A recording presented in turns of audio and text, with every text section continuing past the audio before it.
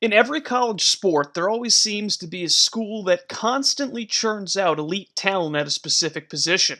LSU comes to mind for me with their wide receiver U moniker after producing talents like Odell Beckham Jr., Justin Jefferson, Jamar Chase, and others. Likewise, you can point towards the influx of guards that came out of John Calipari's Kentucky Wildcats program, Devin Booker, Jamal Murray, De'Aaron Fox, etc. But the question for today's Home Barn Heroes video is, what school has consistently had a position that excels both on campus and beyond in college hockey? The answer that immediately comes to my mind lies on the banks of the Stillwater River in Orono, Maine. The Maine Black Bears are well known to college hockey fans, both old and new. Those who have followed the sport for decades recall the days of Paul Kariya dominating Division I and the two national championships in 1993 and 99. Meanwhile, the younger generations of fans have seen Ben Barr and his staff bring the Bears back to the forefront, including their first Hockey East Tournament championship this past March since 2004. Getting back on track here, what has been the constant over the years? In my mind, it's goaltending. It seems as if every year Maine has a star goalie between the pipes that makes them such a difficult team to beat, specifically in one of the crown jewel home rinks of the sport in Alfond Arena. Today, we're going to take a deeper look as to why the University of Maine has staked their claim as Goaltender University.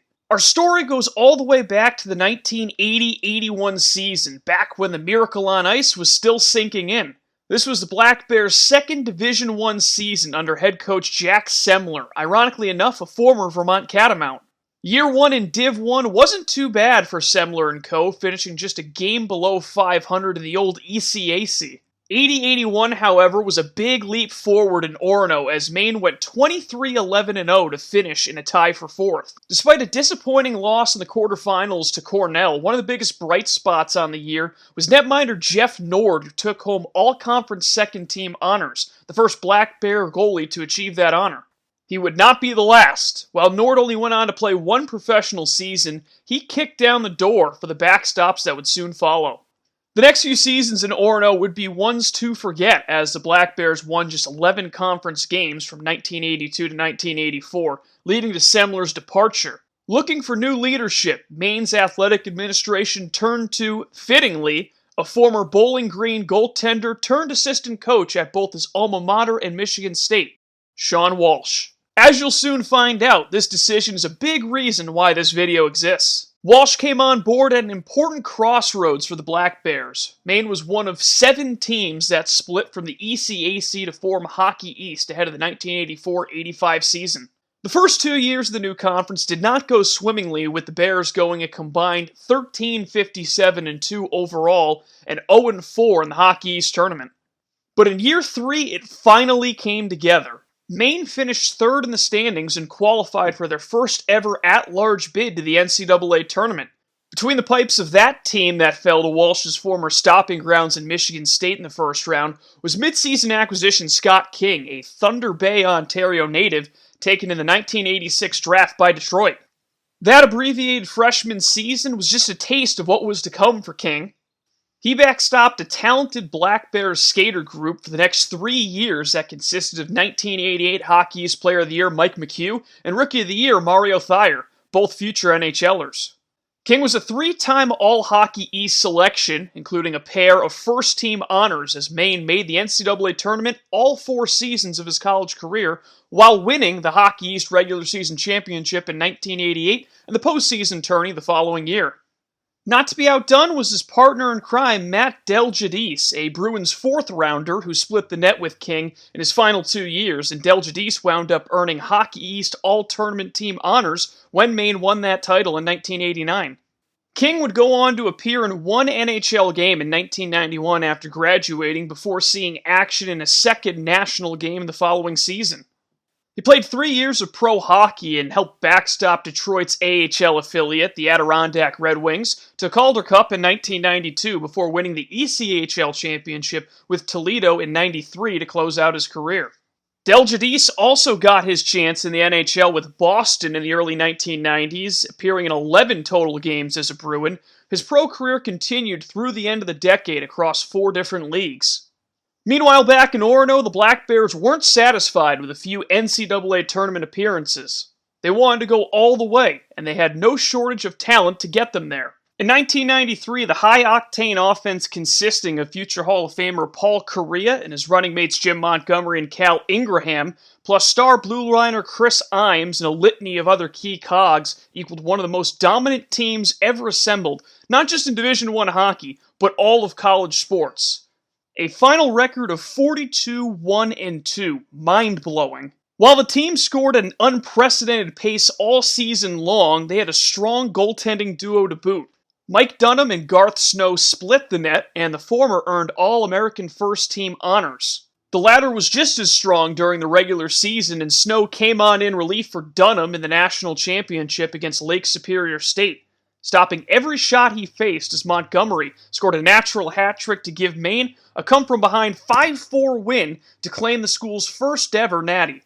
Adjusting for eras with that record in mind, there's an argument to be made that these two made up the greatest goaltending duo in D1 history, and they left Orono as national champions. Dunham, a 1990 third-round pick by New Jersey, reported to Albany after graduation and played 4 years with the Devils' AHL affiliate before getting his shot in the NHL in November of 1996. He and Martin Brodeur would win the Jennings Trophy, so it didn't take long for him to find another elite partner. Dunham was then taken by Nashville in the '98 expansion draft, where he'd spend just over 4 years before making stops with the Rangers, Thrashers, and Islanders to close out his playing career in 2006-2007.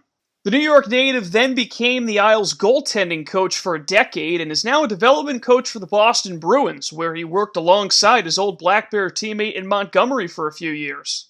Snow, meanwhile, carved out his own impressive NHL career. After a strong 94-95 campaign with the Cornwall Aces in the Quebec Nordiques organization, he was traded to Philadelphia, where he was the backup to Ron Hextall for 3 seasons, before being moved again and starting for Vancouver in the late 90s. After a brief stint with the Penguins, Snow wrapped up his career as a backup to Scott King's former teammate Chris Osgood and former BU Terrier Rick DiPietro with the Islanders.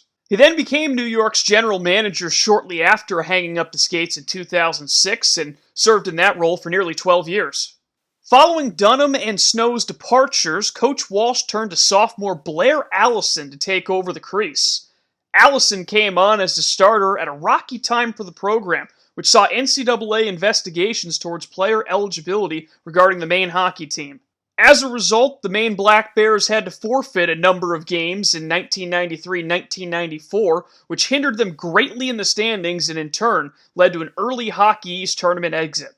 However, Allison came on strong his junior year and was named a first-team All-American in 1995, setting the program record for most goaltender wins in a season with 35. The Black Bears rebounded in a big way and made it back to the national championship. Despite 33 saves from Allison, Maine was no match for Boston University, who took home the trophy with a 6-2 win in Providence. Allison returned the following season for his senior year, but his head coach would not be there as Walsh was suspended by the NCAA following their investigations, putting assistant Greg Cronin in charge. Nevertheless, the senior would make All Hockey East first team for the second straight year and help Maine reach the conference championship game once more, but they fell to Providence to miss the NCAA tournament for just the second time in a decade. Speaking of decades, Allison went on to play 10 years in the pros, making it as high as the AHL level. Despite not playing in the top professional league, when you look back at his college accomplishments, one can argue that he was the most underrated talent to come out of Orono. You would think that after this run of talent, eventually the Black Bears would have that 1 year where goaltender would be a question mark, but the torch would be passed again in the late 90s to an undrafted kid from Selkirk, Manitoba. Alfie Michaud took the reins in 1996-97 and flew under the radar his first 2 college seasons as Maine was postseason ineligible his freshman year before losing to Boston College in the '98 Hockey East title game. But in 1999, Michaud and the Black Bears stormed back to the forefront of college hockey, led up front by Paul's brothers Steve Correa and Corey LaRose. Maine finished second in Hockey East and earned an at-large bid to the '99 dance. That's where the junior goaltender really turned it on as Michaud held opponents to less than 2 goals per game and stopped 46 of 48 shots in the national championship down in Anaheim to lead the Black Bears to a 3-2 overtime win over their bitter rival, the New Hampshire Wildcats. He was named the most outstanding player of the tournament and wrapped up his Maine career third all-time in saves, behind King and Allison. Michaud was far more sought after by NHL orgs post-grad than he was before college, and he quickly signed with Vancouver and joined their AHL affiliate in Syracuse for the 1999-2000 season. He got a chance to play in 2 games with the big league club the same year Garth Snow was with the Canucks before enjoying a 15-year minor league career that includes time in Germany and Denmark. We're not done with Michaud just yet in this video, so let's put a pin in it for now. The Black Bears entered the fall of '99 looking for their next star goalie and went with a young gun. 1998 LA Kings draft pick Matt Yeats was thrown right into the fire at Alphon, and he impressed with a .911 save percentage as Maine rolled to their first Hockey East Tournament championship since 1993 with a 2-1 victory over Boston College. The Bears took down Michigan in the regional semifinals before falling to the eventual national champions in North Dakota. Yeats kept the net in 2000-2001 to help Maine finish in a tie for second in the conference standings, but the Black Bears narrowly lost in the Hockey East semifinals to Providence, keeping them out of the big dance. The loss quickly became secondary, though, for the University of Maine community. Sean Walsh, who was diagnosed with a rare form of cancer during the previous summer, passed away in September of 2001 at the age of 46. A crushing loss to the hockey world and an unfair ending to one of the most impressive coaching tenures in Division I history, Walsh put this Black Bears program on the national map and remains one of the few coaches to win multiple national championships. Former Maine assistant coach Tim Whitehead, who was the head coach at UMass Lowell at the time, made the trip north to take over as head coach. The Black Bears roared back in a big way in 2001-2002. Yeats was joined in the crease by breakout senior Mike Morrison, who ended up earning all Hockey's first-team honors. The team once again finished tied for second in the standings and made it all the way to the conference championship, but UNH got some revenge for '99, knocking off their rivals 3-1. Despite the tough loss to the Wildcats, Maine did return to the NCAA tournament with an at-large bid. And they caught lightning in a bottle in the big dance, beating Harvard, BU, and then New Hampshire and Frozen Four in St. Paul to make their 4th national championship game. They took the de facto home team in Minnesota to overtime, and despite 31 saves from Yeats, Grant Patolny scored the overtime winner to propel the Gophers past the Bears. Both Yeats and Morrison carved out solid pro careers, with the former playing 5 NHL games with Washington, and the latter spending parts of 3 seasons in the show with the Oilers, Senators, and Coyotes during the mid-2000s.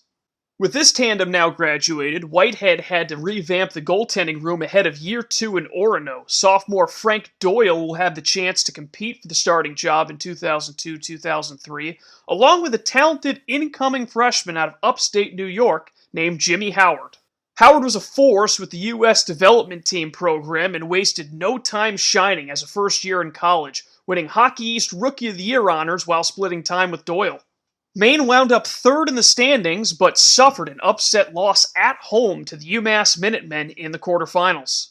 The Black Bears didn't fare much better in the '03 NCAA tournament, falling 2-1 in round 1 to Michigan. However, Maine once again bounced back the next season in a big way. Howard, fresh off being taken by Detroit in the 3rd round of the 2003 draft, was a conference first-team selection and a second-team All-American, but he saved his best hockey for the postseason. In the Hockey East Championship game, he set the program record with 63 saves and a triple overtime 2-1 win over UMass to earn the Black Bears' 5th conference title, earning Tournament MVP in the process. Howard continued to impress in the 2004 national tournament, backstopping Maine to 3 straight 1-goal wins over Harvard, Wisconsin, and Boston College to get the Bears back to the title game for the 3rd time in 6 years. He allowed just 1 power play goal in the championship, but unfortunately was the only goal scored as Denver Pioneers got a shutout from Adam Burkhole to once again deny Maine banner number 3. Doyle began a 12-year pro career in the fall of 2004, while Howard returned for his junior season. The Black Bears finished 4th in Hockey East and returned to the NCAA tournament, but they lost to BC in the conference semis before bowing out to the Gophers again in the 1st round of the national tourney. Howard gave up 2 goals or less in all 3 postseason games, wrapping up his college career as a program record holder and lowest goals against average, highest save percentage, and most shutouts among other stats. Those aforementioned 3 are still his records as of today. Howard went on to have a phenomenal pro career with the Red Wings, spending 16 years with the organization and making 3 All-Star games along the way. He now serves as a studio analyst for the team's TV broadcasts. Whoever was tasked with following Jimmy Howard was going to have a real tough act to follow in 2005-2006 up in Orono. So, it was beyond fitting that Whitehead brought in a big man to fill some big skates. 6'7" freshman Ben Bishop, who was drafted by his hometown team in the St. Louis Blues the summer before he arrived to campus, won 21 games in his first college season to propel Maine to yet another share of second place in Hockey East. The Black Bears lost to BC again in the conference semifinals, but Bishop continued the tradition of beating the Crimson in the first round of the NCAA tournament. They then took down Michigan State to make the 06 Frozen Four in Milwaukee, and again somehow were unlucky enough to be on the wrong end of things geographically as they fell to the hometown heroes and the Wisconsin Badgers in the semifinals. Bishop's sophomore year was better statistically than his freshman year, but Maine was uneven in conference play during the regular season with a 5th place finish and a Hockey East quarterfinals loss to the Minutemen. Despite that, they still snuck into the 2007 NCAA tournament, and Bishop allowed just a pair of goals in the regionals to propel the Black Bears to their 2nd straight Frozen Four and 3rd in their last 4 years under Whitehead. However, Michigan State exacted revenge in the national semifinals with a 4-2 win over Maine in St. Louis before the Spartans went on to top Boston College for the trophy. Although Bishop was strong again in goal his junior year, the Black Bears had one of their worst seasons in recent memory in 2007-2008, finishing 9th in Hockey East and missing the playoffs entirely. Big Ben then signed with the Blues the following summer and quickly made his NHL debut in October. He bounced back and forth between St. Louis and AHL Peoria before being traded to Ottawa in 2012. Bishop was moved again the following trade deadline to Tampa Bay, where he finally became the long-term starter for the Lightning and realized his potential, earning a Vezina Trophy nomination in 2014 and 2016 and making the Stanley Cup Finals in 2015. After 5 seasons with Tampa, Bishop was yet again traded to the LA Kings to back up former college rival Jonathan Quick before being shipped out of LA less than 3 months later to Dallas, where he signed a lengthy deal with the Stars. He aided in Dallas's run to the 2020 Cup Finals, but injuries prevented him from seeing the ice in the Stars' loss to Bishop's former team in the Lightning. Those injuries would lead to Bishop's premature retirement, but as of today, he holds the 5th highest save percentage in NHL history at .920. With another star goalie leaving for the pros, Whitehead looked towards the Windy City for Bishop's successor. Enter freshman Scott Darling, who was a 2007 late-round pick by the Coyotes while playing juniors. Darling put up average numbers in another rough year for Maine, who finished 8th in Hockey East and lost early in the conference tournament to the eventual national champion BU Terriers. He would spend just 1 more year in Orono as off-the-ice issues stemming from alcohol abuse led to his dismissal from the Black Bears program at the end of his sophomore year. While his time at school ended as poorly as you can imagine, Darling rebounded both on and off the ice. After being released in 2011 by an SPHL team in the midst of his battle with addiction, Darling gave up alcohol and worked his way back up the pro ranks, making his NHL debut with his hometown Chicago Blackhawks in the fall of 2014. He then backed up Corey Crawford as the Blackhawks won the Stanley Cup the following spring before Darling enjoyed 4 more NHL seasons with Chicago and Carolina. If you don't know the story of Scott Darling, you should go read his Players Tribune article called Goodbye Chicago, where he details the long road it took him to find his way to the Blackhawks and the top of the NHL world. One of the best personal comeback stories in hockey history. While 2009-2010 was an improvement for the Black Bears, they missed the NCAA tournament once again after a heartbreaking 7-6 overtime loss to the BC Eagles in the Hockey East title game. Maine was on the outside looking in the following year as well, but returned to the big dance in 2011-2012 with sophomore Dan Sullivan carrying the load in net. It was a brief return, though, as they lost to Minnesota Duluth in round 1. After a tie for 7th place finish and another early postseason exit amidst an injury-plagued 2012-2013, Maine parted ways with Whitehead after 12 years and hired Yale associate head coach Red Gendron, fresh off a national championship with the Bulldogs. As Gendron looked to rebuild the Black Bears, he didn't have to look far in net. Blue Jackets 7th-rounder Martin Ouellet was coming off an impressive junior season and remained the starter in 2013-2014. He posted a .925 save percentage as a senior, and Maine finished 6th, but were ousted by Providence in the Hockey East quarterfinals. Ouellet went on to play 8 professional seasons, reaching the AHL level for the Flyers, Lightning, and Bruins.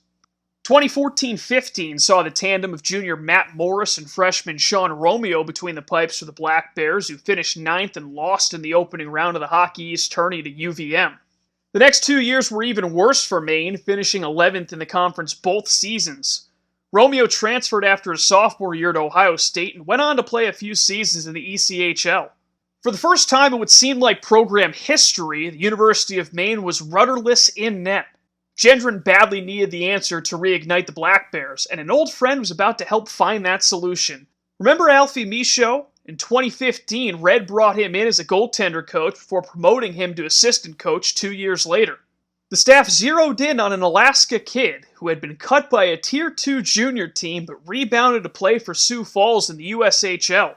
Jeremy Swayman was his name. The Anchorage native, who grew up watching the Seawolves play, was drafted by Boston in the summer of 2017, so plenty of eyes in New England were on him heading into his freshman season. Swayman delivered immediately. He won the job from junior Rob McGovern and had a .921 save percentage to lead Maine out of the basement back into the top half of Hockey East in 2017-2018. While the Black Bears lost in the quarters to PC, they swept the first-round border war with UNH and had something to build on going into next season. Sway was named to the All-Hockey East rookie team as a result. He followed his freshman year with nearly identical stats as a sophomore to help Maine avoid the opening round of the 2019 Hockey East tourney. However, Black Bears were no match in the quarterfinals for the eventual champion Northeastern Huskies, led by Mike Richter Award winner Caden Primo in goal. But Swayman's best act was still to come. The Bruins' 4th-rounder returned to Orono in the fall of 2019 and put together one of the best goaltending seasons in Maine Black Bear history with a .939 save percentage, a 2.07 goals against average, and 3 shutouts despite a mediocre offense in front of him that averaged just 2.6 goals per game. Swayman was in turn rightfully showered with accolades, Hockey East Player of the Year, a Hobey Baker Award finalist, and the first Richter Award winner in program history. All of this led to a 4th-place finish for Maine in a loaded Hockey East. They sat 15th in the pairwise heading into the 2020 conference tournament and were hoping Swayman could carry them to a deep run that would get them back into the big dance for the first time in 8 years. It was lining up perfectly in Orono until it wasn't. All postseason play was canceled due to the COVID-19 pandemic, and it will be a mystery forever. The top goalie in the country that year would have shined on the biggest stage. Once the season was announced as complete, Swayman signed an entry-level deal with Boston to begin his pro career. 2 years later, the guy who was once playing Tier 3 juniors was called up to Causeway Street to make his NHL debut. Swayman backed up Tuukka Rask during the 2011 Bruins playoff run before he and Linus Ullmark shared the net for the next 3 years, winning the Jennings Trophy together in 22-23 and helping Boston achieve the best regular season record in NHL history.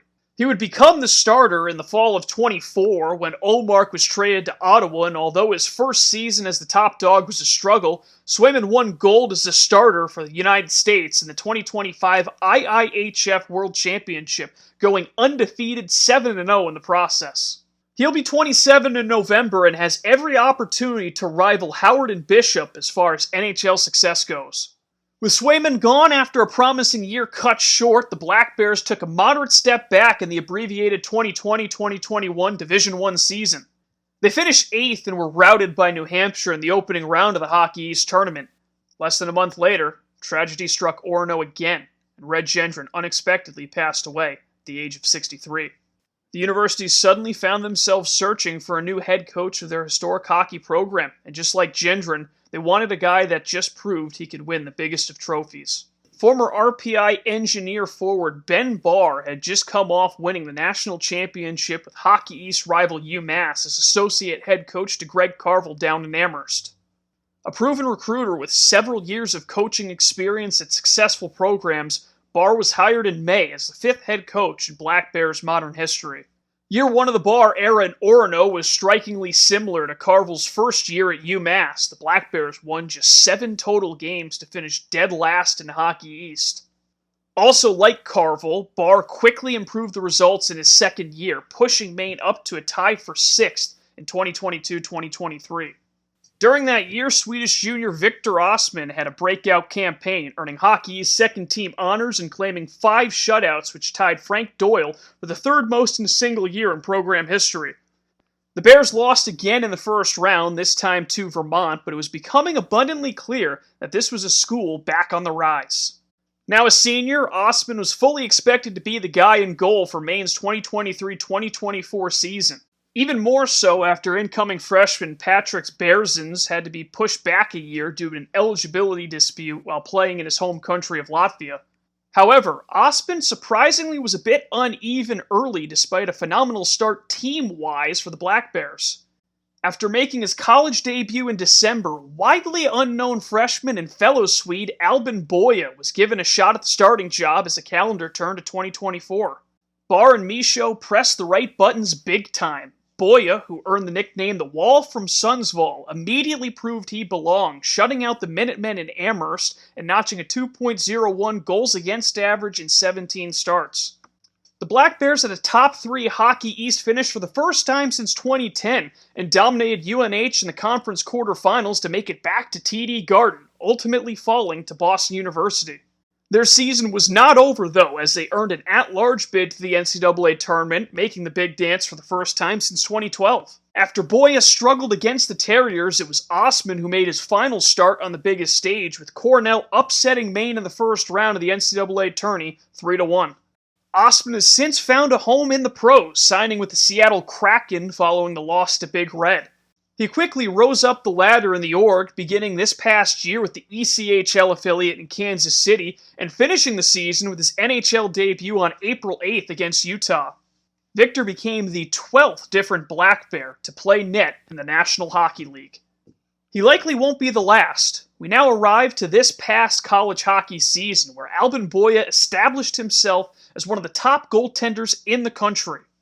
He was named to the second team in Hockey East and nominated for the Richter, plus his .928 save percentage trailed only Howard at .0304 and Swayman in 1920 for the program record. Maine went on to finish second in the conference and cut through arguably the deepest Hockey East ever to win their first postseason tourney since 2004, defeating UConn in the championship at the Garden. A first-round loss in the NCAA tourney to Penn State put a slight damper on the season. The Black Bears made it abundantly clear that they are back, and they don't plan on going anywhere. With Boya set to return this fall and Montreal draft pick Mikas Vosvanegs waiting in the wings, the professional pipeline that's 40-plus years in the making has stayed loaded after all this time. When you draw it all out in a video like this, it really puts into perspective just how impressive what the Black Bears have done. Whether it was the glory days of the national championship teams or even the down years of the 21st century, there's been one variable that has remained constant, and that is the talent in the crease.